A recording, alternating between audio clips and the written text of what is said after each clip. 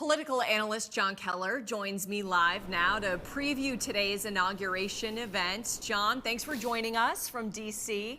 We're curious, what is the level of tension about potential violence in D.C. this morning? Well, it's pretty high, Breana. I mean, living here in the district, as I have been for the last 4 weeks, and talking with other people who live in the district, you can't escape a certain degree of paranoia, especially after what happened 2 weeks ago today. Helicopter noise is ubiquitous over recent days and weeks, and of course the downtown area is just an armed camp. It would seem to defy any kind of rationality that someone would try to attack the inauguration ceremony itself. I mean, you do have 25,000 National Guard members and other assorted military and security. It's probably the most secure place on earth. But after what happened 2 weeks ago, no one's taking any chances. John, what can we expect to hear from Biden today? Are we expecting him to try and appeal to Trump voters? No, not directly. I think that you've already had several sneak previews of what you're going to hear from the new president at noon today, in his remarks after on election night and after his election was called by the networks and so forth, and a couple of other times since then. It's going to be a call for unity, for putting aside whatever differences we have, even if only temporarily, in order to unite against a common enemy. Of course, that would be the pandemic and the economic consequences of it.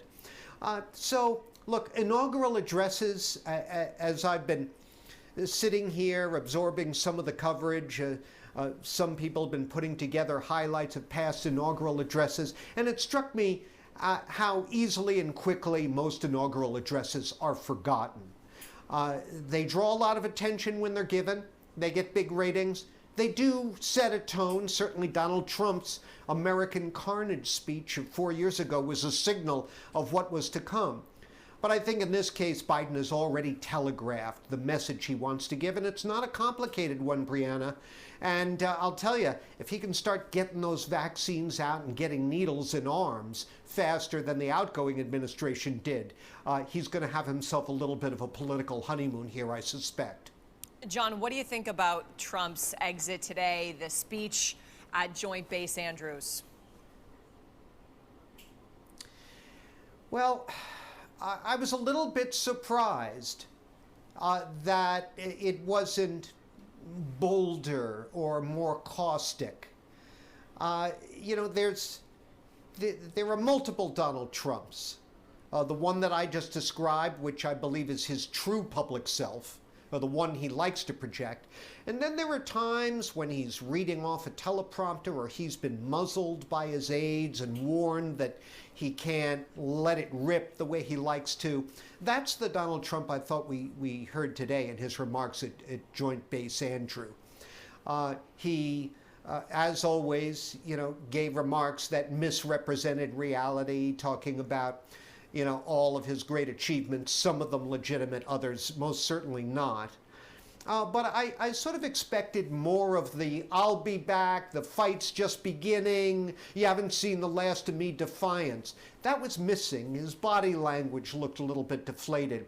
By all accounts, he's been read the riot act by legal counsel and others around him, that he faces not only serious legal jeopardy on another of fronts, but specifically in connection with the riot 2 weeks ago today.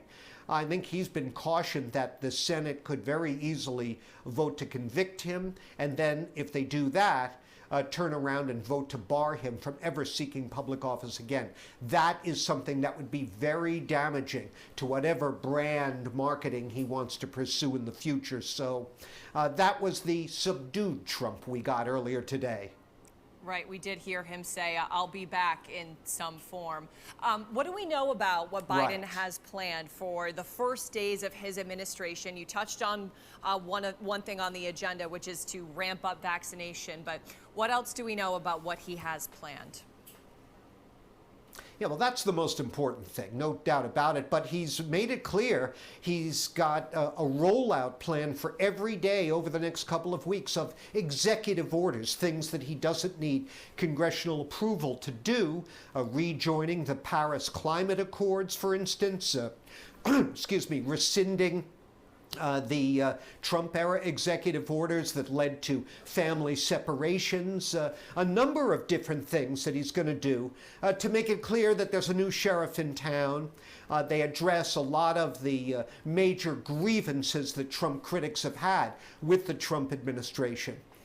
So that's sort of what you call the low-hanging fruit, things that he can do to generate headlines, create the image of decisive action, that there's a lot going on. And also, look, he's got to strike while the iron is hot here. He has narrow control, as of today, of both branches of Congress. History shows us that that often doesn't last very long, so you've got to move fast, and also, to the extent that he comes in with goodwill behind him, to just moments ago, 17 members of the Republican caucus in the House sent him a letter pledging to work with him and calling for unity, which will be the theme of his speech, I'm sure. So, look, he's got an opportunity. He's been around the track. He knows how to exploit an opening like this. I think you're going to see him do that aggressively with the executive orders, with a lot of headlines being generated about the push for vaccination, and of course his plea to Americans to wear the mask for the next 100 days, because if enough people continue to scoff at masking up and social distancing, it's going to be much, much harder to achieve the herd immunity that we need in order to really wrestle this virus to the ground, Breana. Okay, John Keller in D.C. on Inauguration Day for us. Thank you, as always, for your insight and your expertise, John. Thank you.